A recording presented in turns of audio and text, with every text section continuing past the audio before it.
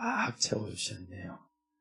완전히 저기 또 앉아있으니까 꽉 찬 것 같네요. 여러분, 우리가 주님 앞에 나아가는 시간이 믿음으로 점점 새롭게 되면 얼마나 좋겠어요. 때로는 어떤 사람은 믿음이 퇴보하는 사람이 있는가 하면 멈춰있는 사람이 있어요. 또 어떤 사람은 성장하는 사람이 있고, 우리가 자신을 돌아보면서 나의 믿음은 지난해보다 성장했던 믿음인가, 또 퇴보해가는 믿음인가 돌아봐야 됩니다. 자신을 살펴보지 못하는 사람은 이 사람은 하나님께 은혜 받기를 생각하지 말아야 된다고 성경은 말씀해요. 그래서 우리 자신을 돌아보면서 하나님, 금년 한 해에도 우리 모습이, 우리 믿음이 예수님 앞으로 더 갈 수 있는 믿음이 되게 하시고, 지난해보다는 더 뜨거워지는 믿음이요, 성장하는 믿음이요, 이렇게 되었으면 얼마나 좋겠어요. 그렇게 되기를 주님의 이름으로 축원합니다. 우리 지금까지 레위기에 대해서 말씀드리고 있는데 번제에 대해서 말씀드렸어요.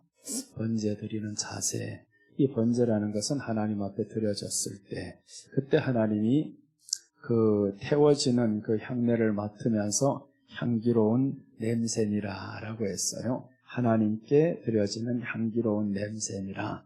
그러니까 이 제사가 하나님 앞에 올려져야 됩니다. 그런데 올려지지도 못한 채로 이렇게 번제가 시작되면 그럼 하나님이 받지 않으셨어요. 하나님이 받지 않으신 예배는 우리 삶에 있어서 축복은 없어요. 죄사함이 없습니다. 그래서 우리가 하나님 앞에 드려지는 예배 속에서 죄사함의 은혜가 넘쳐야 됩니다. 매 순간마다 이 마음의 죄사함, 우리 주님의 용서하심이 내게 이렇게 감사하고, 내 죄를 용서해 주시고 담당해 주신 예수님이 그렇게 감사하고, 이런 것들은 다 예배에서 나옵니다. 예배의 삶이 게을러지면요, 죄사함에 대한 은혜와 감사가 사라집니다. 그래서 우리가 예배 하나님 앞에 목숨 걸었을 때, 목숨은 걸지 못한다 할지언정 최선은 다해야 되잖아요. 최선을 다해서 예배드리는 사람은 이 죄사함의 은혜가 이 마음속에서 넘쳐나기 시작합니다. 계속 감사가 넘치고요, 죄사함의 은혜가 있는데 어찌 다른 삶에 감사를 못하겠습니까? 우리가 가장 큰 은혜는 예수님이 우리를 위해서 십자가에 못 박혀 죽으심으로 우리가 죄사함을 받았어요. 그래서 이제 우리 번제 드릴 때 그 짐승의 머리에 안수하고 라고 나옵니다. 짐승은 예수님을 예표해요. 이 예수님의 머리에 우리 모든 죄가 다 예수님께 전가되는 겁니다. 그러면 예수님이 우리 죄를 담당하셨으면 우리에게는 이제 죄가 없는 상태가 되는 겁니다. 죄가 있는데 죄가 없다고 주님이 여겨주시는 겁니다. 이처럼 크신 은혜가 어디 있어요? 이 은혜를 받은 사람은 큰 것을 받으면요, 작은 것에 있어서는 더 감사하게 됩니다. 이 큰 것이 감사가 되는데 작은 것이 얼마나 더 감사하겠냐고요. 빚도요, 1억짜리 빚 있는 사람은요, 100억을 받으면 1억이 빚처럼 생각되지 않습니다. 그런데 빚은 1억이 있는데 1000만 원을 받았어요. 그럼 이 사람에게 있어서는 9천이라는 빚이 아직도 남아있기 때문에 늘 빚졌다 이렇게 생각하는데, 우리에게 감사가 있죠. 자그마한 감사들이 있습니다. 삶에서 감사가 있고 잘되면 감사하고요, 이런 감사가 있는데 이 삶의 작은 감사들이 요즘에는 점점 없어져 갑니다. 사람들에게 없어져 가죠. 그게 왜 그러냐면 큰 감사를 모르니까 작은 감사가 감사처럼 보이지 않는 거예요. 큰 돈이 생기면 작은 빚이 빚처럼 보이지 않잖아요. 그래서 우리 안에 가장 먼저 회복해야 될 것이 구원의 감사입니다. 구원의 감사는 예배 속에서 이루어집니다. 이 예배를 하나님 앞에 정성껏 드리지 않는데 구원의 감사가 넘칠 수가 없어요. 구원받은 사람은 예배에 최선을 다합니다. 그래서 이제 예수님이 말씀하시죠. 하나님을 사랑하는 계명이 2가지가 있다라는 겁니다. 첫째 계명이 있고 둘째 계명이 있는데, 첫째 계명은 하나님을 사랑하는 것인데 힘을 다하여 뜻을 다하여 목숨을 다하여 하나님을 사랑하는 것이다. 이게 첫째 계명입니다. 그럼 이 사랑하는 방법을 예배를 통해서 드러내는 겁니다. 우리 눈앞에 하나님이 보이지 않잖아요. 그럼 하나님 어떻게 사랑하겠어요? 예배를 통해서 사랑하는 거죠. 예배를 통해서 하나님 앞에 나의 사랑을 드리는 겁니다. 그래서 우리가 주일날 예배는 반드시 여러분 정말 집에서부터 준비하면서 나가셔야 됩니다. 주일날에 마지못해 끌려나가는 예배는 이제 오래된 사람으로서는 이건 다 끊어버려야 됩니다. 나는 이제 더 이상의 끌려나가는 사람이 아니요, 시간 딱 맞춰서 나가는 사람이 아니요, 미리미리 준비해서 나가는 이 예배, 정성을 들인 예배, 그리고 거기에서부터 가면 이제 교회에 딱 도착해서 시작할 때는 주님의 이름으로 이제 안수를 하는 거죠. 내 죄를 주님 앞에 다 내려놓습니다. 주님의 능력으로 주님의 의로 살아가겠습니다. 그래서 그때부터 헌신의 삶이 이루어지는 거예요. 교회 안에서 보면 이제 장로님들이 일찍 오셔서 주차 봉사도 하고 여러 가지 일들 하잖아요. 그러니까 일찍 나와서 이런 일들 하면서 이제는 피를 사방에 뿌립니다. 주님이요, 내가 받은 바 이 사랑을 주님의 보혈로 이제 구원을 받았으니 이 피를 뿌립니다. 그렇게 해서 가는 곳마다 나의 헌신과 수고가 드러나는 겁니다. 이렇게 피를 뿌린 다음에 그 다음에 이제 각을 떠야 하잖아요. 이 모든 것들이 끝나면 예배에 임해야 된단 말이에요. 모든 사람들이 예배에 임할 때는 내 각을 뜨는 겁니다. 겉옷을 벗기는 거예요. 그것이 바로 성경에 말씀하는 이제 다 가죽을 벗기는 거죠. 짐승의 가죽을 벗긴다라는 것은 이제 주님의 이름으로 세상에서 살던 내 모든 모습을 다 벗어버리고 예수님께서 허락하신 구원의 은혜로 시작합니다. 이제 각을 떠버리는 겁니다. 이 마음에, 이 양심에 있었던 이 모든 더러워졌던 것들을 하나님 앞에서 회개하면서 나아가는 것이죠. 이렇게 계속 가다가 이제는 제단의 불로 태워야 되잖아요. 나를 올려놔야 하잖아요. 그게 예배에 우리가 임하는 겁니다. 목사님의 설교를 통해서 이제 내가 제단에 올려지는 겁니다. 그래서 이 말씀이 내 안에 들어오면서 이제는 이게 타야 되는 거죠. 타서 성령 충만으로 이제 가야 됩니다. 그래서 예배를 통해서 우리가 성령의 충만에 이르고요. 성령의 충만에 이른 사람은 뒤에 따라와야 되는 삶이 있어요. 내장을 씻어야 된다. 정강이를 씻어야 된다. 이 내장이라는 것은 더러워졌던 것, 냄새나는 오염 물질들 얼마나 많아요. 오물들이 많고 배설물이 많고 이것들을 다 씻으라고 말씀을 해요. 이게 레위기에서 나오는 겁니다. 레위기는 우리에게 예배가 하나님 앞에 더 질적인 면과 양적인 면이 있어요. 질이 정확해야, 질이 좋아야 양이 효과 있는 겁니다. 질이 잘못된 거는요, 양을 아무리 많이 들여봐도 의미가 없어요. 한 번이라도 질이 정확하게 되면 되는 거예요. 그래서 예수님이라는 이분 앞에 우리는 나왔다. 그분의 은혜로 살아간다. 그래서 내가 나를 씻는다. 더 나가서 정강이를 씻는다. 정강이는 다리가 다녔던 모든 곳입니다. 그래서 내가 다녔던 모든 곳이 주님의 이름으로 가는 곳이 되게 하시고 주님의 이름으로 사는 것이 되게 하시고 이러면 얼마나 좋겠어요. 우리 하나님이 바라는 것이 바로 이런 것들이 아니겠어요? 그래서 이제 다시 한번 오늘 시작하겠습니다. 또 같이 한번 따라해 봅니다. 나로 하여금 하나님이 좋아하는 것을 좋아하게 하시고 나로 하여금 하나님이 싫어하는 것을 싫어하게 하소서. 그렇게 해야 됩니다. 이제 이게 씻는 겁니다. 이제 예배 속에서 씻는 거예요. 예배에 임했으면 이제는 하나님이 좋아하는 것을 좋아하게 하시고 하나님이 싫어하는 것을 내가 싫어하게 하소서. 이제 예배에 다시 임합니다. 자, 보시면 오늘은 레위기 1장 10절에서 13절입니다.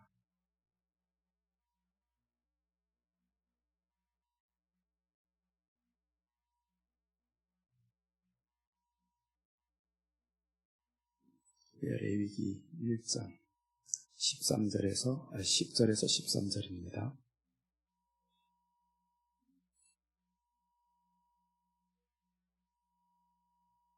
10절에서 13절 보겠습니다. 우리 다 같이 읽겠습니다. 만일 그 예물이 가축대의 양이나 염소의 번제이면 흠없는 수컷으로 드릴지니 그가 제단 북쪽 여호와 앞에서 그것을 잡을 것이요 아론의 자손 제사장들은 그것의 피를 제단 사방에 뿌릴 것이며 그는 그것의 각을 뜨고 그것의 머리와 그것의 기름을 베어낼 것이요 제사장은 그것을 다 제단 위의 불 위에 있는 나무 위에 버려놓을 것이며 그 내장과 그 정강이를 물로 씻을 것이요 제사장은 그 전부를 가져다가 제단 위에서 불살라 번제를 드릴지니라. 이는 화제라 여호와께 향기로운 냄새니라. 결과는 똑같죠. 소를 드렸을 때와 염소와 양을 드렸을 때 결과는 똑같았습니다. 결과는 여호와께 향기로운 냄새니라. 그래서 소를 드릴 때나 양을 드릴 때나 하나님 앞에는 향기로운 냄새가 되게 해야 됩니다. 오늘 여기에서는 조금 다른 내용이 나와요. 오늘의 시작은 양이나 염소 제물의 의미입니다. 양이나 염소 제물의 의미. 여기에서 보면 흠없는 수컷으로 드려라 이렇게 말씀을 합니다. 10절 보시면 만일 그 예물이 가축대의 양이나 염소의 번제이면 흠없는 수컷으로 드릴지니 이건 규정입니다. 여기서는 암컷 드리면 안 됩니다. 번제에는 암컷을 드리면 안 됩니다. 그런데 이제 뒤에 가보면 화목제는 암컷이나 수컷이나 가리지 않습니다. 번제는 반드시 수컷으로 드려야 되는데 흠없는 수컷으로 드려야 된다 이렇게 하죠. 만일 그 예물이 가축대의 양이나 염소의 번제이면 시작합니다. 번제물에는 반드시 수컷이어야 된다라는 겁니다. 번제라는 것은 예수님의 십자가를 의미합니다. 신약으로 보면 예수님의 십자가 지심인데 여기에서 수컷을 드려야 된다. 수컷이라는 것은 무엇을 의미하냐 하면 아들로 오실 예수님을 의미합니다.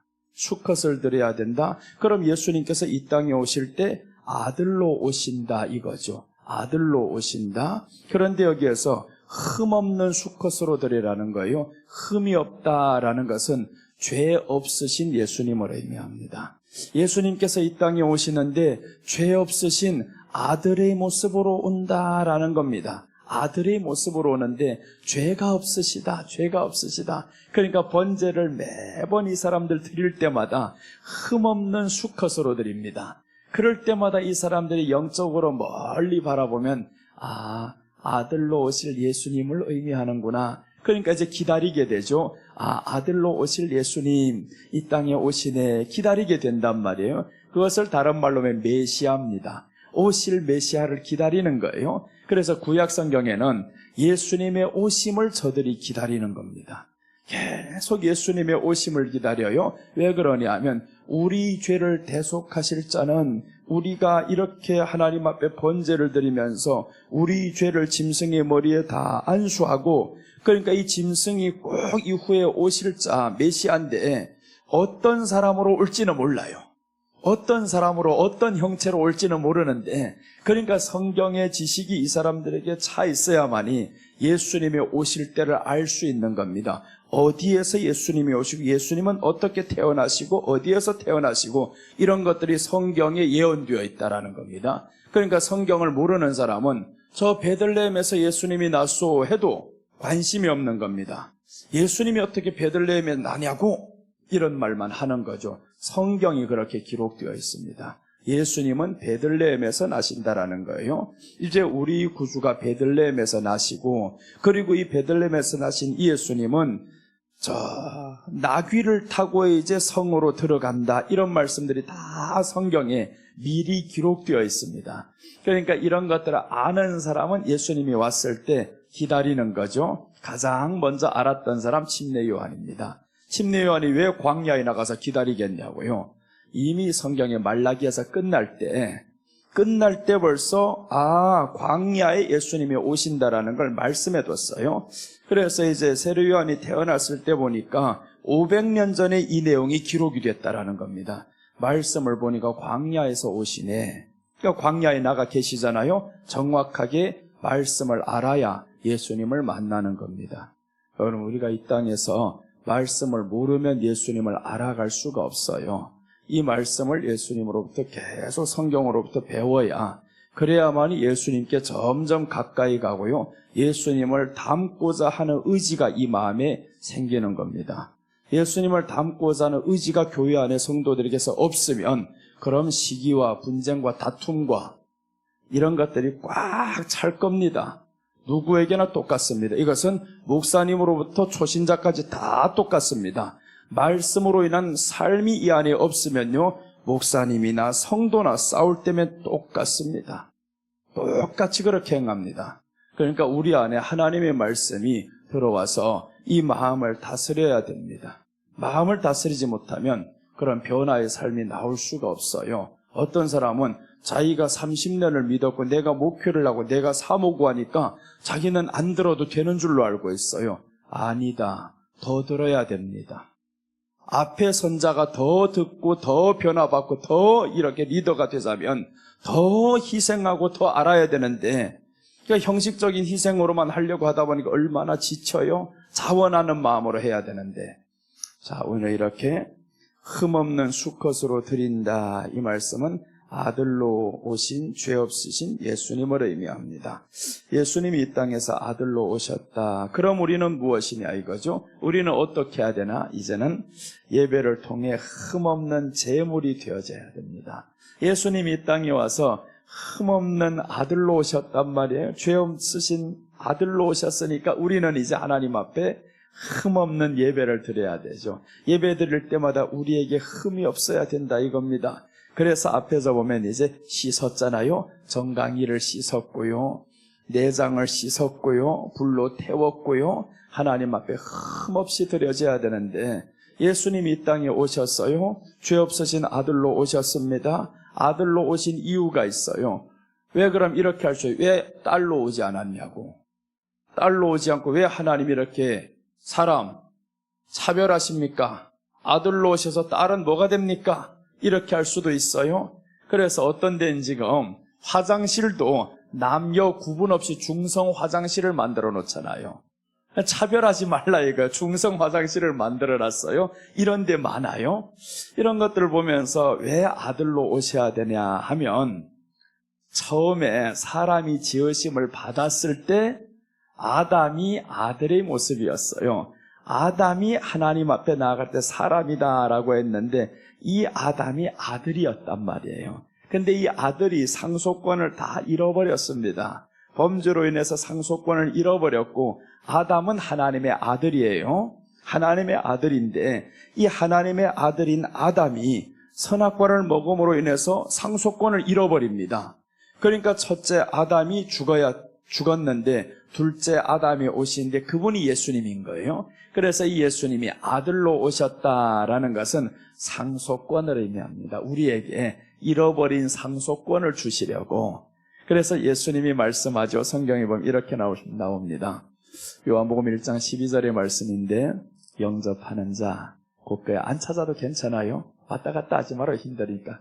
영접하는 자, 곧 그 이름을 믿는 자들에게는 하나님의 자녀가 되는 권세를 주셨으니, 봐요. 하나님의 자녀가 되는 권세를 주셨으니 이 권세가 다시 찾아온다는 거예요. 권세를 다시 찾습니다. 아들의 권세로부터 회복되는 겁니다. 아들, 그래서 아들이 중요합니다. 누가복음 3장 38절에 보면요, 예수님이 이제 이 땅에 오시는데 아담을 향해서 이렇게 말씀합니다. 아담의 아버지는 하나님이시니라, 이렇게 말씀을 해요. 아담의 아버지는 하나님이시니라. 그러니까 아담의 아버지가 하나님인데 이 아들이 범죄를 했어요. 상속권을 잃어버렸다는 겁니다. 상속권을 잃어버리고 권세를 잃어버리고, 그러니까 예수님으로부터 시작해서 아담이 다시금 하나님의 이 족보에 들어갑니다. 사람이 하나님의 족보에 들어가죠. 우리 족보는 원래는 마귀가 우리 아버지였어요. 마귀가 우리 아버지다. 성경이 그렇게 말씀합니다. 마귀가 우리 아버지였는데 이제 예수 그리스도를 통해서 우리가 하나님의 자녀가 됩니다. 그래서 오늘 이 성경에서 말씀하죠. 흠없는 수컷으로 드려라. 흠없는 수컷으로 아들로 오신 죄 없으신 예수님을 의미한다. 여러분 혹시 아들로 오신 예수님, 그 예수님을 내 마음에 믿으면서 기뻐 보셨어요? 아, 예수님 믿는 것 때문에 나 기뻐요. 그런 기쁨이 있어야 됩니다. 예수님을 믿어서 어떤 좋은 일이 생겨서 기쁠 때는 많았는데 예수님을 믿는다는 것 때문에 기뻤냐고요. 그 기쁨이 우리에게 가장 우선이어야 합니다. 그런데 요즘에는 그 기쁨이 사라져요. 다 보면요, 얼굴에 수심이 가득한 사람들 왜 그렇겠어요? 그 수심은요, 예수님 때문이 아닙니다. 다 환경 때문인 거예요. 이 환경 때문에 수심이 가득하고요. 뭐를 해도 안 되는 것 같고 봐도 희망이 있는 것이 없고, 그러니까 이 얼굴에 수심이 가득하게 살아갑니다.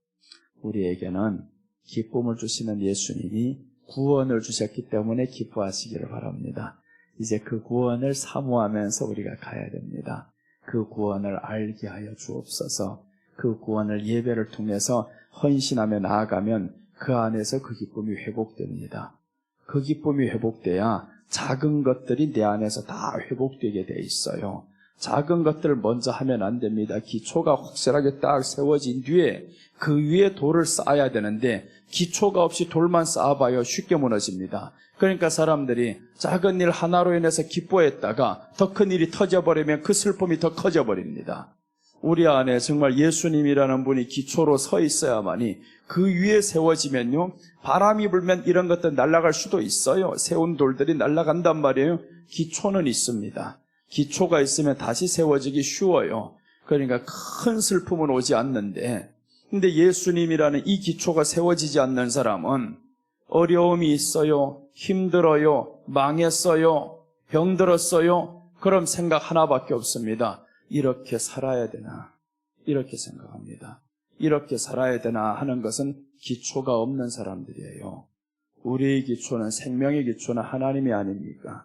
하나님이 우리 생명의 주인이신데 예수님이 그 생명을 사셨는데, 그러니까 성경에 구속이라는 말을 써요. 구속이다. 내가 너희를 구속했다라고 했잖아요. 샀다 이겁니다. 이제 너를 내 피값으로 샀다. 그러니까 너는 내 것이다 라고 하죠. 이제 우리 생명은 예수님의 것입니다. 예수님의 것. 그러니까 우리 생명을 우리 스스로 끊으면 안 됩니다. 우리 생명은 우리가 끊을 수 있는 자격이 없어요. 끊으면 안 되는데 요즘에 자꾸 자살 소리가 들려와서 참 마음이 아파요. 일반 사람도 아니고 들으면 권사님이 자살했대, 목사님이 자살했대, 장로님이 자살했대, 이런 소리가 들린단 말이에요. 세상에서 믿지 않는 사람들도 물론 많이 하겠죠. 그런데 교회 안에서 믿는다는 사람들이 왜 이렇게 하냐고요? 이것은 내 생명에 대해서 주님이 주인입니다 라는 이 기초가 세워지지 않아요. 여러분, 오늘 확실히 주님이 내 생명의 주인이십니다 고백하시기를 바랍니다. 확실히 주님이 내 생명의 주인입니다. 그러니까 우리가 힘들고 외롭고 안 되고 해도 내 생명에 대해서 내가 터치할 자격이 없어요. 이 생명은 주님의 것입니다. 그러니까 주님 앞에 맡겨진 생명. 그런데 이게 제대로 되냐고요? 안 되잖아요? 누가 죽고 싶어 죽어요? 아무도 그렇게 죽고 싶어 죽는 사람이 없습니다. 왜 그렇게 갔냐 하면 이제 성경을 통해서 보겠습니다.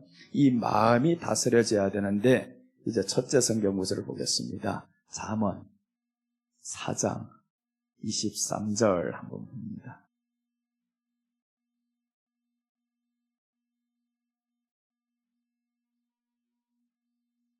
자, 잠언 4장 23절 보시면 모든 지킬 만한 것 중에 더욱 네 마음을 지키라. 생명의 근원이 이에서 남이니라.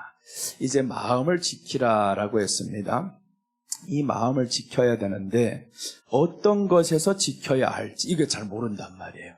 마음을 지키기는 지키는데 어떤 것에서 지켜야 하죠? 그것을 또한 성경에서 말씀합니다. 이 마음을 지켜야 되는데 어떤 것에서 지켜야 하고, 자, 이제 두 번째 성경 구절 봅니다. 창세기 4장 7절, 여기를 지켜야 됩니다. 자, 보세요. 이제 창세기 4장 7절 보시면 네가 선을 행하면 어찌 낯을 들지 못하겠느냐. 선을 행하지 아니하면 죄가 문에 엎드려 있느니라. 죄가 너를 원하나 너는 죄를 다스릴지니라. 여기에 선을 행하면 하고 나오죠. 선과 악에 대해서 나옵니다. 네가 만약에 선을 행하지 아니하였으면, 이런 말이죠. 선을 행하지 아니하면 죄가 문에 엎드려 있다. 그럼 어떤 배경에 의해서 이 선이라는 말이 나왔을까요? 여기에서 창세기 4장 7절입니다. 네가 지금 선을 행하지 않는다 이겁니다. 선을 행하지 않는데 여기에서 누구를 죽였냐면 아벨을 죽였어요. 동생을 죽였습니다. 이 동생을 죽였는데 이 사람이 너는 죄를 다스릴지니라 라고 했는데 다스림이 안 되죠. 잠언에서 보니까 생명의 근원이 이에서 남이니라고 했는데 무릇 지킬 만한 것보다 더욱 내 마음을 지키라고 했습니다. 마음을 지키는데 지켜 앉은 거예요. 지켜 앉은다는 겁니다. 솔직히 지켜지지 않습니다. 그럼 어떻게 해야 지켜지냐 이거죠. 오늘 창세기 4절에서 4장 7절에서 말씀해 주는데 죄가 너를 원하나 라고 말합니다. 죄는 너를 원한다. 너는 죄를 다스려라. 어떻게 다스릴까요? 창세기 4장 4절에서 다스리는 방법입니다. 죄를 다스리는 방법. 그래서 지금 이 재물을 가져와서 뭘 해야 되냐면 재물에 안수하는 거예요. 오늘 여기에서 아벨은 자기도 양의 첫 새끼와 그 기름으로 드렸더니 여호와께서 아벨과 그 재물은 받으셨으나 라고 합니다. 아벨과 그 재물을 받으셨다라는 것은 저희 예배를 받으셨습니다라는 거죠. 저희 예배를 받으셨습니다. 그런데 이 예배를 받지 않았던 이 가인은 마음이 다스려지지 않아요. 죄가 다스려지지 않습니다. 오늘 우리 마음에 분노가 일어나죠. 우울함이 오죠. 이런 것들 다 왜 그러냐? 마음이 다스려지지 않아서 그렇거든요. 마음이 다스려지지 않은 원인을 말씀했잖아요. 너희 예배가 하나님께 상달되지 않았다 이거예요. 예배가 하나님께 상달되면 마음이 다스려집니다. 그러니까 다른 데서 원인을 찾지 말아야 되는 거예요. 내가 하나님 앞에 한 번이라도 하나님 앞에 드려지는 예배, 받으시는 예배를 못 드렸다는 거죠. 한 번이라도 받으시는 예배를 드렸으면 마음은 다스려집니다. 우리 믿는 사람에게 있어서는 우울증 오뇨 근처도 오면 안 됩니다. 우울증이라는 건 근처도 올 수 없게 되어 있어요. 성경대로라면. 성경은 말씀하죠. 그리스도 예수 안에 있는 사람들은 항상 기뻐하라고 했습니다. 그런데 여러분 항상 기뻐요? 기쁜 사람들 예배 성공한 사람입니다. 그럼 기쁘지 않으면 어떻게 해야 돼? 회개해야 되잖아요. 그런데 기쁘지 않으면 회개를 해야 되는데 그것이 회개해야 할 문제임을 모른다 이겁니다. 이렇게 기쁘지 않는데 자꾸 왜서 기쁘지 않냐? 그 사람에게서 찾는 거예요. 왜 그렇게 했냐고, 왜 이런 일이 있냐고. 그러니까 모든 문제를 어디에다 돌려버렸냐 하면 내 마음에서 다스림이 있어야 되는데 이 다스림에다는 돌리지 않습니다. 모든 것을 사람에게 돌려버립니다. 아담과 하와가 했던 거하고 똑같죠. 당신이 줘서 내가 먹었다. 하나님이 줘서 내가 먹었습니다. 하나님이 주신 이 여자가 나를 먹게 했습니다. 모든 것의 원인은 내게서 찾지 않습니다. 여기가 바로 비극입니다. 사람에게서 비극은요, 원인을 내게서 찾지 않는 겁니다. 다 다른 사람에게서 찾습니다. 여러분, 우리가 정말 바뀌는 사람은요, 예배라는 것은 원인을 내게서 찾습니다. 그래서 하나님 앞에 나왔을 때 이 짐승에게 안수를 하잖아요. 짐승에게 내 죄를 다 전가시켜버리고, 이 전가시켜버렸으면 이제 내 죄가 죽었다라는 것은 내가 죽는다라는 거죠. 내가 죽고 이제부터는 예수로 살아가는 거예요. 그럼 예배로부터 시작해서 내가 예수로 살아가야 되는데 문제가 다른 사람 때문이요, 이거 예수로 살아가지 않는 거죠. 씻기지 않는 사람이죠. 마음의 내장과 이 더러운 것들 씻지 않는 겁니다. 이 더러운 것들 씻어야 되는데 내가 더러우니까 거울을 봐도 똑같이 더러운 거예요. 거울 속에 있는 내가 더러운 것은 내가 더럽기 때문에 그런 겁니다.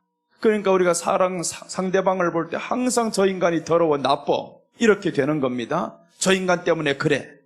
그럼 이 마음속에 기쁨과 이런 것들이 없어집니다. 기쁨이 없어지고요, 슬픔이 찾아오지요.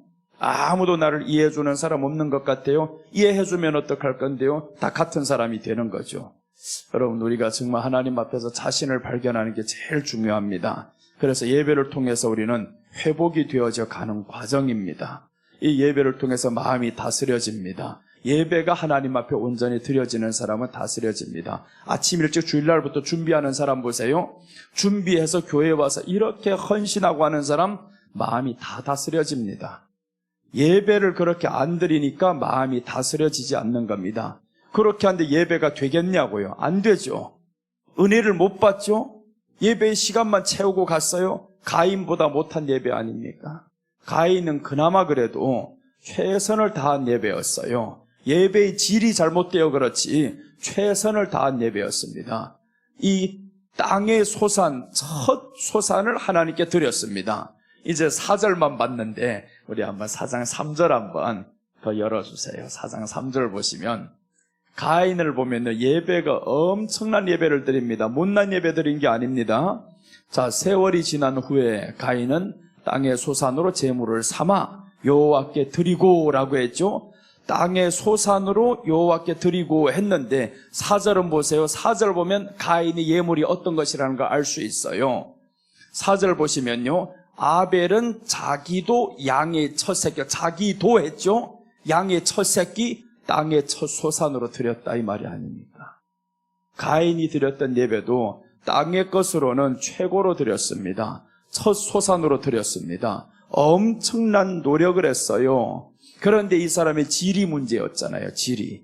아무리 그렇게 되었어도 자, 불교 믿는 사람들 보세요. 108배를 하는 건 이 노력은 우리보다 더 한단 말이에요. 얼마나 노력을 합니까? 그 자기 안에 죄를 참여하려고 108배 머리를 찍어가면서 하잖아요. 머리를 찍어가면서 이렇게 요즘에 그 108배를 우습게 사용하는 사람들 때문에 그렇지 사실은 108배는 엄청 좋은 겁니다. 이것은 도를 깨달은 사람들이 하는 거예요. 부처라는 말이 도를 깨달은 자 이런 뜻입니다. 도를 깨달았어요. 뭘 깨달았냐? 아, 우리 안에 마음의 생각을 죽이는 것은 자신을 쳐야 되는구나. 그래서 108가지 번뇌가 있다라는 겁니다. 사람에게. 이걸 깨달았어요. 그 108가지 번뇌를 없애는 것이 가다가 머리를 쪼는 겁니다. 계속 쫓다 보니까 이제 아프잖아요. 그러니까 번뇌가 사라지죠. 몸이 지치니까 번뇌가 사라집니다. 그런데 그런 식으로 해야 되는데 이게 다 변질되어 버렸어요. 악용을 했단 말이에요. 오늘날에. 그러니까 우리가 저들보다 못해 이런 예배는 가인과 같은 예배였습니다. 질이 잘못된 거예요. 질은 양으로 나가야 됩니다. 질은 흠없는 수컷으로 가야 됩니다. 질이 문제였습니다. 양은 좋았어요. 노력은 좋았습니다. 그러니까 우리가 두 가지가 다 돼야 되는 겁니다. 질도 좋아야 되고요. 양도 채워야 됩니다. 양도 채워야 되는데 양도 안 되는 데다가 질도 안 돼 봐봐요. 그럼 끝나잖아요. 그럼 이런 사람들 다스려지겠어요? 그래서 교회 안에 사람들 보면 병원에 심리 상담 가는 사람들 다 가보면 아는 사람들 많이 만나요. 거기 가면 권사님도 여기 왔어요? 야, 이 권사님들 집사님들 줄줄이 앉아가지고 그중에 또 누구 가운데 있나 봤더니 사모님도 계시네. 이렇게 해서 다 와서 앉아서 우울한 사람들 다 와서 그 처방전을 받으려고 받아봐야 뭐랍니까? 그 사람에게 상담을 해봐야 해결됩니까? 해결은요, 마음의 해결은 예배로부터 오는 거예요. 예수님으로부터 오는데 이 마음의 치유를 위해서 세상을 찾아가는 거, 의사를 찾아가는 거예요. 우리 의사는 예수님이십니다. 예수님이 의사시고요. 이 예수님 앞에서 예배를 온전히 드렸으면 기쁨이 회복되는 거예요. 그런데 한 번이라도 그런 예배 없었거든요. 나는 희생하는 것만 했어요. 희생도 나의 이름으로만 했습니다. 그러니까 희생하는 것만으로 살아가다 보니 얼마나 불쌍하게 살았어요. 너무 불쌍하지. 집안에서 평생을 수고하고 희생했는데 저놈의 남편은 나가서 다른 여편을 차고 돌아다닌다. 이러니까 사람 살겠냐고. 이게 죽어 자빠지지. 그러니까 미쳐 돌아가는 겁니다. 세상이 이렇게 돌아가요. 그런데 우리가 예수님 안에서 예배를 하나님 앞에 드립니다. 예배를 드렸던 이 여인이 하나 또 나오죠. 요한복음 4장에서 사마리아 여인을 보면 주님이 그 여자의 인생을 말해줍니다. 얼마나 비참한 인생이었었는지.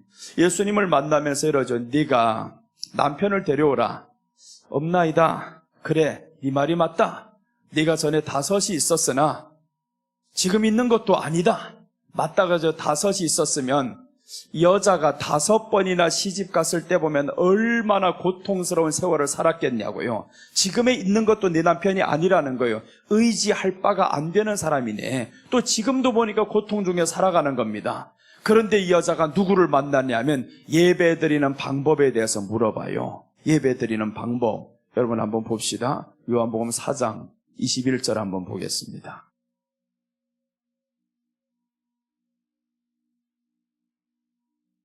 요한복음 4장 21절 보면 예수께서 이르시되 여자야 내 말을 믿으라. 이 산에서도 말고 예루살렘에서도 말고 너희가 아버지께 예배할 때가 이르리라. 남편을 데려오라고 했는데 없습니다. 이렇게 했던 이 여자에게 마음의 고통을 주님이 알았어요. 너 참 힘들게 살았구나. 그래서 이제 이 모든 것을 아시는 주님께서 예배에 대해서 말씀하는 겁니다. 그러니까 해결이 어디냐? 이것을 말씀하자 네 마음의 고통을 해결할 자가 누구냐? 예배를 통해서 해결된다 이겁니다. 자, 그래서 이제 뒤에 더 보면요. 22절 봅니다. 너희는 알지 못하는 것을 예배하고 우리는 아는 것을 예배하노니 이는 구원이 유대인에게서 남이라. 그러니까 너희는 알지 못하는 것을 예배한다는 건 이방인 예배를 의미하는 거예요. 이방인들이 드려지는 이 예배, 불교에서 드려지는 이 모든 것들, 이방인들 하는 것은 모르는 것을 예배한다라는 거예요. 근데 우리는 아는 것을 예배하느니라. 유대인들은 오실 메시아를 기다립니다. 오실 메시아를 기다리면서 예배하는 거예요. 그러니까 알고 하는 거하고 모르고 하는 게 차이가 있습니다. 오늘 이 여인에게 주님이 해결 방법을 가르쳐 줍니다. 내 마음의 상처와 육신의 고통을 해결할 수 있는 방법을 지금 가르쳐 주는데, 그 다음에 23절 보세요. 23절 보시면 아버지께 참되게 예배하는 자들을 영과 진리로 예배할 때가 원하니 곧 이때라. 아버지께서는 자기에게 이렇게 예배하는 자들을 찾으시느니라. 이렇게 예배하는 자들을 찾으신다는 거예요. 신령과 진정을. 이 뒤에 내용이 나오죠. 24절 보면 하나님은 영이신 예배하는 자가 영과 진리로 예배할지니라. 이 말씀을 듣고 여자가 돌아갑니다. 돌아갈 때 마음 상태 한번 봅니다. 22절. 여자가 이르되 메시아 곧 그리스도라 하는 이가 오실 줄을 내가 아노니 그가 오시면 모든 것을 우리에게 알려주리이다. 26절. 예수께서 이르시되 내게 말하는 내가 그라 하시니라. 자 보세요. 이제 예배에 점점 임하니까 누구를 알아가요? 메시아를 알아가잖아요. 메시아를 알아가는데 예수님이 내게 말하는 내가 그라는 거예요. 내가 그다? 그 다음에 반응이 중요합니다. 27절. 이때에 제자들이 돌아와서 예수께서 여자와 말씀하시는 것을 이상히 여겼으나 무엇을 구하시나이까? 어찌하여 그와 말씀하시나이까? 묻는 자가 없더라. 아무도 묻는 자, 이상하기는 한데 묻는 자가 없었어요. 이제 여자가 돌아갑니다. 28절부터 여자가 물동이를 버려두고 동네로 들어가서 사람들에게 이르되, 자 봐요, 물동이를 물길러 왔던 이 여자가 물동이를 버려둔다. 이건 뭐예요?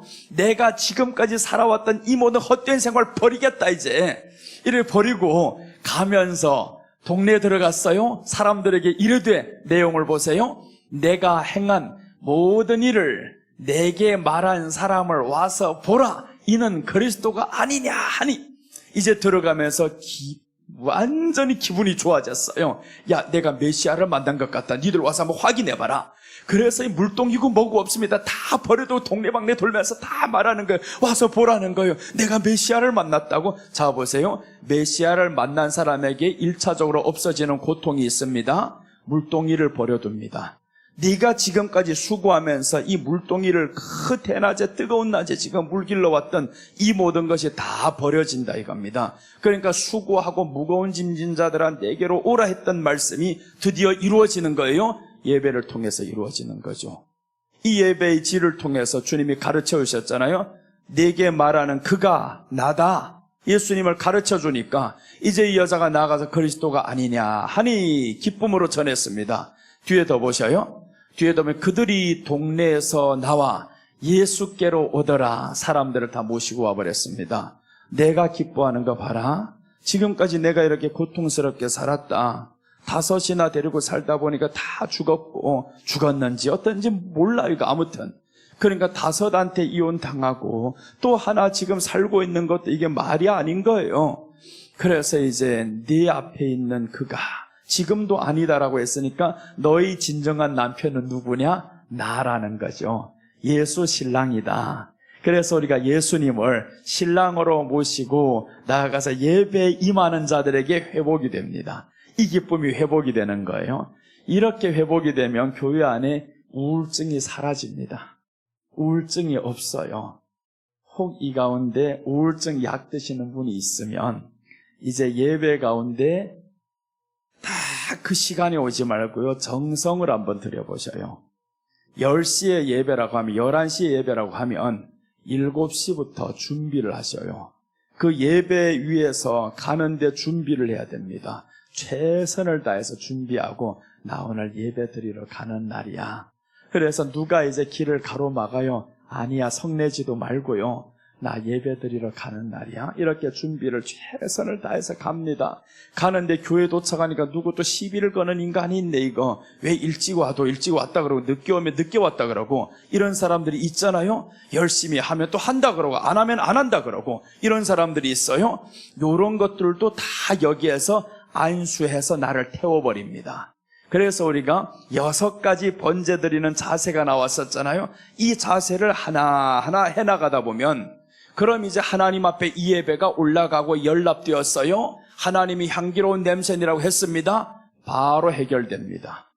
마음의 근심과 걱정과 아픔과 외로움과 슬픔과 이것들 한 방에 날아갑니다. 왜 그러냐면 너는 예배의 중요성과 예배를 하나님이 받으시는 예배, 기뻐하는 예배로 이미 나아갔기 때문에 이 과정이 중요한 거예요. 이 과정 하나도 없으니까 이 사람은 끌려다니듯 끌려온 거예요.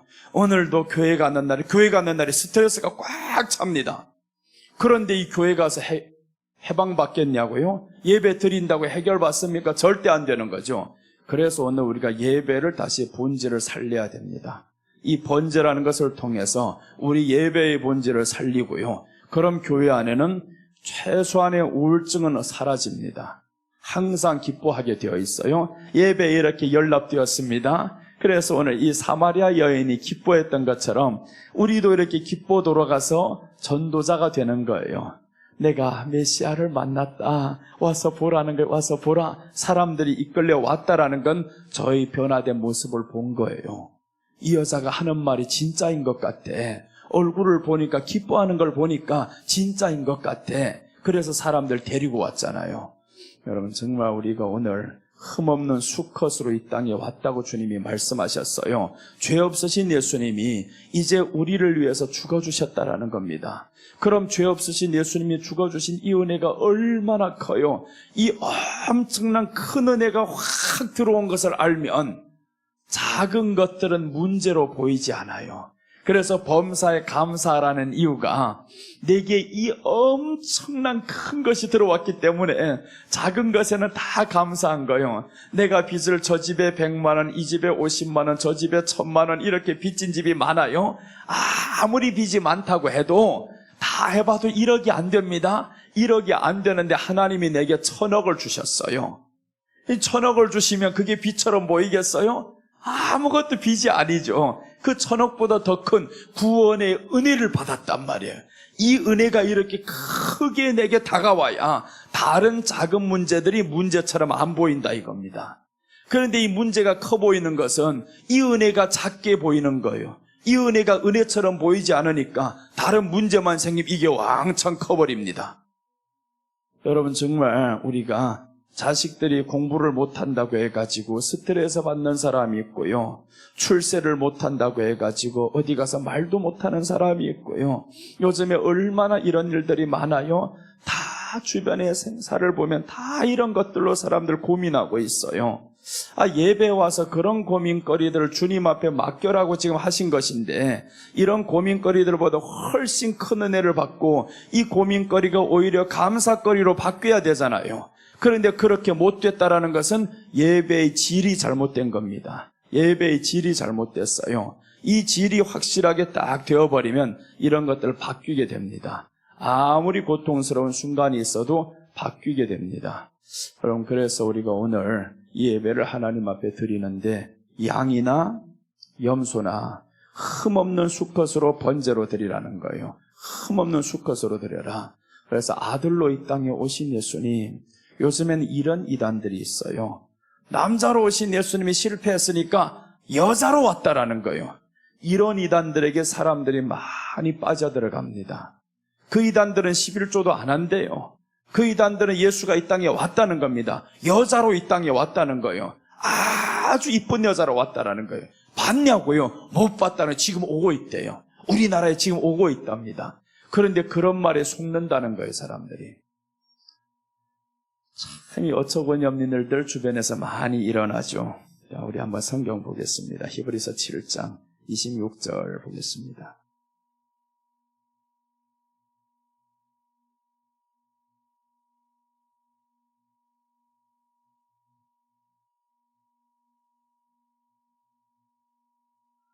히브리서 7장 26절 보시면, 이러한 대제사장은 우리에게 합당하니 거룩하고 악이 없고 더러움이 없고 죄인에게서 떠나 계시고 하늘보다 높이 되시니라.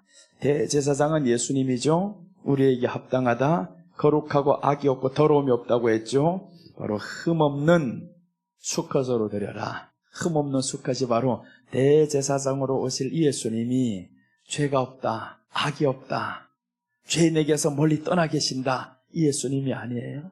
예수님이 이렇게 죄가 없다라는 것을 구약에서 그렇게 수도 없이 말하는 이유가 있어요. 그 죄 없으신 제물 되신 그 예수님이 이 땅에 오셔서 우리가 지금까지 번제를 드리면서 우리 죄를 짐승에게 전가시키면 짐승이 나가서 태워 죽어야 되고요. 짐승이 죽을 때 저들은 정말 똑바로 봤을 거예요. 다 전가시켜놓으면 제사장이 가지고 들어가서 짐승을 찔러 죽이고 가죽을 벗기고 거기에 또 각을 뜨고 이렇게 비참하게 죽어갑니다. 거기에 따라서 안에 있는 내장을 다 뽑아가지고 씻어내야 되지, 얼마나 번거로워요.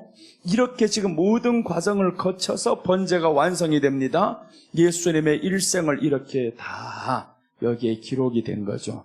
번제 하나 속에서 예수님의 일생이 기록이 됐다라는 겁니다.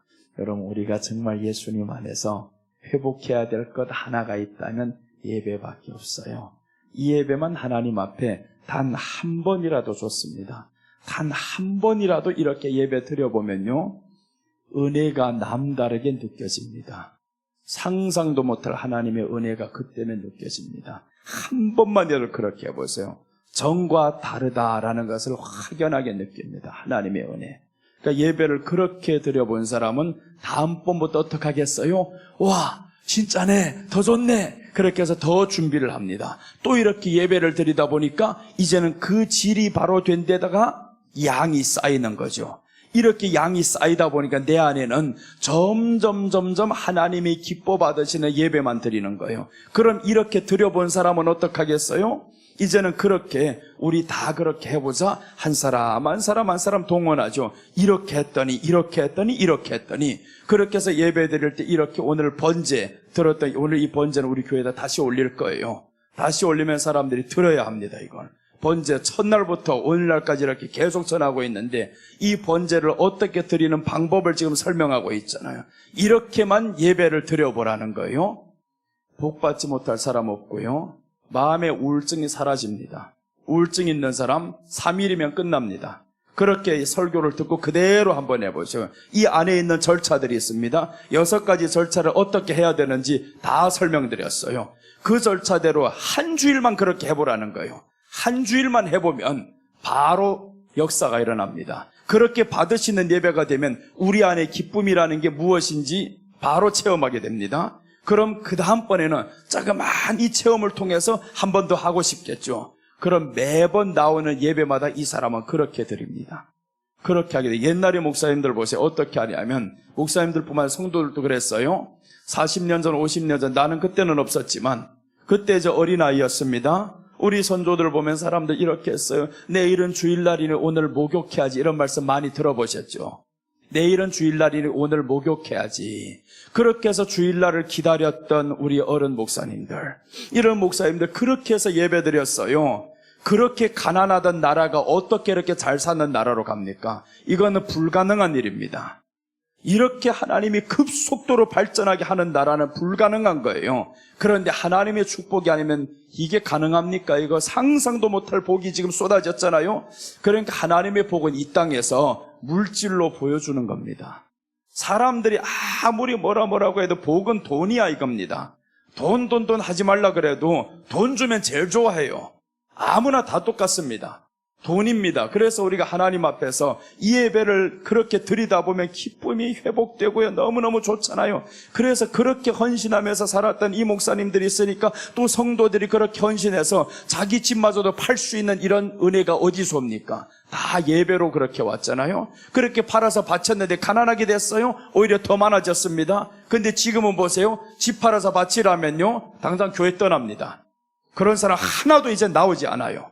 하나도 없어졌다 이거예요. 왜 그렇냐면 예배 속에서 은혜가 없어요. 옛날에는 그렇게 다 예배를 하나님 앞에 정성껏 드렸더니 재물을 초월하잖아요. 다 초월해서 할 수 있었는데 지금은 그렇게 못합니다. 예배를 그렇게 안 드리거든요. 그렇게 드리면 초월하게 되어 있습니다. 사람들 다 초월합니다. 물질이 문제 아니다 이렇게 초월하게 되죠. 초월하니까 하나님이 주기가 편하잖아요. 야, 얘는 하나를 줘보니까 더 잘하네. 다음번에 둘 줘야 되겠다. 둘 줘보니까 더 잘하네. 열을 줘야 되겠다. 그래서 성경에 보면 5달란트, 2달란트, 1달란트가 나와요. 1달란트 받았던 사람은 그것을 가지고 가서 땅에 심어버렸습니다. 파묻어 버렸죠. 땅에 파묻어 버리니까 주님이 오셔요. 네가 이것을 이자 주는 사람에게 갖다 주면 금리라도 받을 것인데 왜 이렇게 했냐 이거죠. 이 사람이 하나님이 주신 이 모든 것들을 땅속에 파묻어 버린다 이겁니다. 내 것만 내 거다. 그런데 어떤 사람은 나가서 장사를 잘합니다. 장사를 잘했다는 건 하나님이 주신 은사잖아요. 달란트는 은사. 이 은사를 가지고 활용을 잘했다 이겁니다. 이 은사를 가지고 잘 쓴 거예요. 그래서 원래 이만한 은사였었는데 배로 늘렸습니다. 이 하나를 받은 이 사람의 것을 빼앗아 가장 많이 남긴 사람에게 줬잖아요. 그래서 있는 사람은 더 있게 되고 없는 사람은 더 없게 됩니다. 여러분 우리는 있는 사람이 더 있게 되는 축복이 있으시기를 바랍니다. 분명히 그렇게 될 겁니다. 예배만 하나님 앞에 회복되면요. 예배를 제대로 안 드려본 사람 이런 반문을 합니다. 그럼 예배 한 번만 잘 드리면 되겠네요? 네, 됩니다. 잘 드려보세요. 잘 드려보고 그런 말을 하란 말이에요. 이 사람은 어떤 것이 잘 드렸다고 생각하냐면 예배 시간 와서 그 시간만 잘 들으면 그럼 되는 줄로 알아요. 아니요. 그 시간만 하지 말고 예배라는 것이 6가지 앞에서부터 쭉 다 있잖아요. 이 전체가 종합되어진 게 번제다 이겁니다. 번제다. 요 예배 1시간 누가 그렇게 못 드리겠냐고요. 그렇게 해서 복 받기 쉬우면 세상에 복 못 받지 못할 사람 어디 있어요. 다 받지. 그러니까 번제의 개념을 알고 하나님 앞에 확실히 그렇게 나가자 이겁니다. 그럼 분명히 우리에게 하나님이 넘치는 축복이 임하게 될 줄로 믿습니다. 자, 우리 베드로후서 3장 14절 한번 보겠습니다.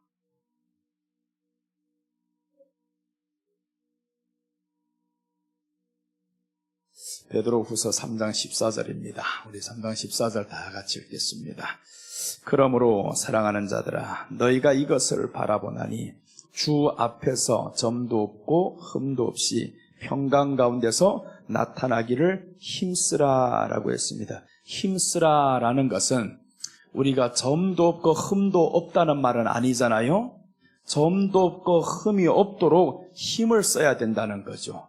항상 힘을 써야 된다. 그래서 주 앞에서 점도 없고 흠도 없고 없이 평강 가운데서 나타나기를 힘쓰라. 평강 가운데서 마음의 평강을 항상 지키자 이겁니다. 마음의 평강을 요 악한 것들은 깨뜨립니다. 이 마귀들이 가장 하는 1순위가 사람에게서 평강을 빼앗고자 합니다. 이 평강이 사라지면 사람들이 마음에는 두려워함이 찾아오게 되어 있죠. 어떤 일이 있어도 바로 두려워집니다. 작은 일이 있어도 바로 두려워지는 거예요.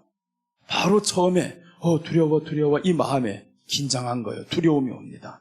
여러분 우리가 정말 하나님 앞에서 두려움이 올 때 있잖아요. 그러면 두려움은 내가 하나님을 멀어져서 생기는 일이구나. 예수님 앞에서 서면 점도 없고 흠도 없이 평강 가운데서라고 했습니다. 평강이 우리 안에 있어야 됩니다. 그래서 이 평강을 항상 유지하도록 해야 되는데 평강이 아닌 다른 슬픈 생각이 와요. 조금만 있으면 화가 나요. 분노를 쉽게 합니다. 심히 분하여 이런 말이 참 많이 나와요.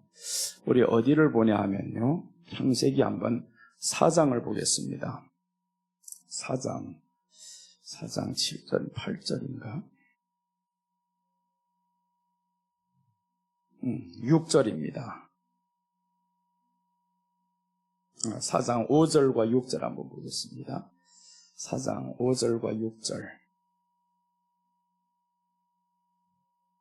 4장 5절에 보시면 가인과 그의 재물은 받지 아니하신지라 가인이 몹시 분하여 안색이 변하니, 여기에서 몹시 분했다라고 나오죠. 몹시 분했다. 예배 실패하고 나면 자그마한 일에 있어서 몹시 분합니다. 뭐 별것 아닌 것 같은데 사람의 마음에 분노를 참지 못하는 거예요. 작은 일로 인해서 사람들 보세요. 부부간에 싸울 때도 별것 아닙니다. 정말 돌이켜보면 처음에 다가보면 너무너무 작은 일인 거예요. 그런데 이 작은 일이 엄청 커집니다. 몹시 분하여 심히 분하여 이런 말씀이 나오는 거죠. 심히 분해진다라는 겁니다. 이게 예배 실패자의 모습인 거예요. 예배를 실패하다 보면 작은 일이 커지고요. 예배 하나님 앞에 연락되게 드리다 보면 큰 일이 작아지는 겁니다. 아무리 큰 일이 있어도 주님 앞에 예배에 성공하다 보니까 평강이 와버렸어요. 별일 아니네, 이해해, 이렇게 되는데 예배 실패자의 이 가인은 보세요. 몹시 분하여, 지금은 몹시라고 이렇게 번역되었지만 예전에 개역성경은 심히 분하여 이렇게 나옵니다. 심히 분하여. 그럼 한번 이게 몹시라고 됐으면 창세기 1장 31절도 어떻게 됐나 보자 이거.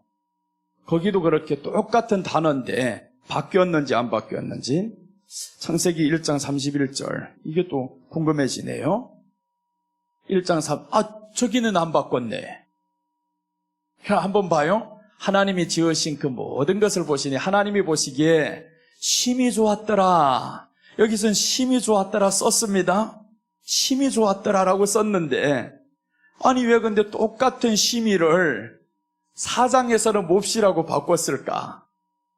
여기에서 하나님이 사람을 지으신 거 다 보니까 그 지으신 것을 다 보니까 심히 좋았더라. 심히 좋았더라. 너무너무 좋았어요. 그런데 4장 이제 6절에 보시니까 원래 성경을 한번 봐봐요. 개역 성경으로 한번 돌려가지고 우리 건우 형제라면 쉽게 할 수 있을 거예요. 네. 이제 몹시 변하여를 4장 5절을 그렇죠 봐요. 네 어찌 않으면 네 안색이 변하면 어찌며 지금 4장 심히 변하여 이거 5절입니다. 4장 5절. 자, 4장 5절. 그렇죠. 봐봐요. 지금 이 개역 성경이란 말이에요. 지금 이제 방금 전에 봤던 거는 개역 개정 성경입니다. 개역 개정판으로 나온 거고 이게 원래 있던 겁니다. 원래 있던 건 보세요. 가인과 그 재물은 열납되지 아니하신지라 가인이 심히 분하여 안색이 변하니, 심히 분했다라는 거예요. 몹시 분하여 심히 분하여. 바꾸지 않았으면 더 좋을 뻔했는데 이 심이라는 것이 이제 반대편으로 사용되었잖아요. 하나님은 보시니까 심히 좋았더라. 우리 안에는 심이라는 것은 좋았더라 했어야 됩니다. 심히 좋았더라 그래야 되는데 심히 분하여, 약간은 분해도 괜찮아요. 사람이 어떻게 분하지 않고 살 수 있겠고 어찌 성내지 않고 살 수 있겠어요. 분할 수는 있잖아요. 이런 일이 터지고 저렇게 억울하게 만들고 분하단 말이에요. 분하나 죽일 정도로 분하지 말라는 거예요. 심히 분했다라는 것은 죽이고 싶은 생각이 드는 거예요.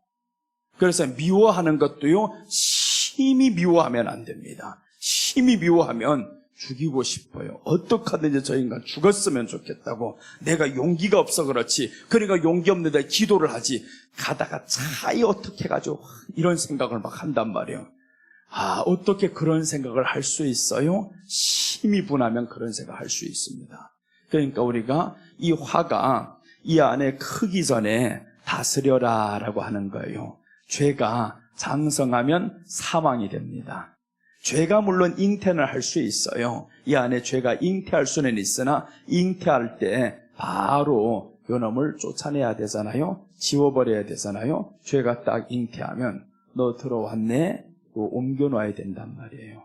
이 안에 분한 것이 들어왔어요? 그럼 옮겨야죠. 여기에 분한 것이 딱 들어오면 분한 장소를 피하든지, 장소를 피하는 것 하나 있습니다. 분한 사람과 지금 굉장히 분한 일이 생겨서 심한 일이, 그러나 마음이 다스려지지 않으면 그 장소를 피해서 조용히 마음을 다스려야 되죠. 하나님께 기도하면서 아버지, 이 일로 인해서 심히 분하옵니다. 미안해요. 잘못했어요. 하나님 앞에 내가 또 회개를 해야 되잖아요. 미안하다고 해야죠. 하나님은 성내지 말라고 했는데 성경에 성내는 것이 하나님의 의를 이루지 못하니 라고 했으니 또 이렇게 성내었네요. 잠깐의 성도 아니고 심히 분했네요. 심히 분하면 안 됩니다. 그래서 심히 분할 때면 그 장소를 피해서 이 마음을 다스리고 그 다음에 다시 오던가 해야죠. 그래서 바로 그 자리에서 계속 옥신각신하면 이게 문제가 생겨요. 여러분, 그래서 우리가 마음을 다스리는 자들이 되시기를 바랍니다. 우리의 예배를 통해서는요, 우리가 마음이 다스려져야 돼요. 이 마음이 다스려지지 않으면 살인으로 꽉 찰 겁니다. 온통 살인으로 차요. 그래서 예수님은 말씀하잖아요. 너희 중에 형제를 나가라 하는 자, 너희 중에 누구를 미워하면 그 살인이라 이렇게 말씀하죠. 미워하면 살인이라. 그런데 이 미워가 심히 미워하면 살인으로 갑니다. 심히 미우면 안 됩니다. 우리가 형제, 교회 안의 성도들끼리는 심히 미워하는 자가 없어야 됩니다. 미워하면 자신이 사는 게 괴로워요. 너무 힘들어요. 미운 사람 있으면. 그래서 미운 사람 마음에 없어야 됩니다. 다 생각해보면 너무 밉게 노는 사람은 어이없는 사람이다 생각하고 져버리면 되는 거예요. 이런 사람은 멀리 하면 돼요. 겉으로 한번 웃어주고 끝나면 되죠. 자꾸 내게 상처 주는 사람에게 가까이 가서 또 찔릴 거 뭐가 있어요? 그런 사람은 한두 번 해봐서 안 되면 아, 내가 가까이 하기에는 먼 당신이네. 이렇게 하고 이제는 멀리 하면 되잖아. 조금 멀리 하고. 그리고 나하고 이렇게 기쁘게 지낼 수 있는 사람들이 또 많아요. 그러니까 기뻐지는 사람들이 있으면 그렇게 하면 되는데 꼭 그걸 내가 바꿔놔야 되겠다고 그런 문제가 생겨요. 이 마음의 분노를 우리가 꼭 다스리시길 바랍니다. 이것만 다스리면요, 우울증은 절대로 안 갑니다. 우울증은 두 가지로 온다잖아요. 김영석 교수님이 102세 때 이런 말씀을 했어요. 절대 행복해질 수 없는 두 부류가 있다 이러더라고요. 절대 행복해질 수 없는 두 부류가 있는데 첫째 부류는 정신적 가치를 모르는 사람이다 이렇게 말씀을 했어요. 절대 행복해질 수 없는 두 부류가 있다. 정신적 가치를 모르는 사람, 이것은 좀 표현을 신앙이 아닌 일반 사람들이 들어야 하니까 정신적 가치를 모르는 사람이라고 했어요. 이런 사람은 돈을 위해 산다라는 거예요. 명예를 위해 산다라는 겁니다. 그런데 정신적 가치를 안다라는 것은 정신적 가치라는 건 주님의 구원하신 은혜의 가치라는 거죠. 우리 신앙으로 김영석 교수님은 신앙인이에요. 엄청 믿음이 좋은 사람이에요. 이분이 지금 하시는 말씀이 우리가 신앙의 가치를 알면 돈과 명예와 세상적인 이념 가지고 살지 않는다 이거예요. 그러니까 102세를 살아본 이분이 결론 내린 것이 신앙의 가치를 아는 것이 중요하구나. 내가 신앙의 가치, 나의 가치를 아는 것이 중요하구나. 이것을 알면 행복하게 산다 했는데 행복할 수 없는 두 부류. 첫째는 정신적 가치를 모르는 사람. 둘째, 이기적인 사람.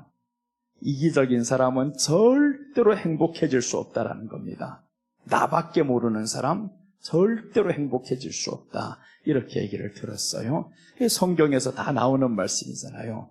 네가 먼저 나보다 남을 낮게 여기고 그래야 되는데 남들 보면 다 나보다 못해 보여요. 그런 사람 행복해 보이지 않습니다. 절대 행복할 수가 없습니다.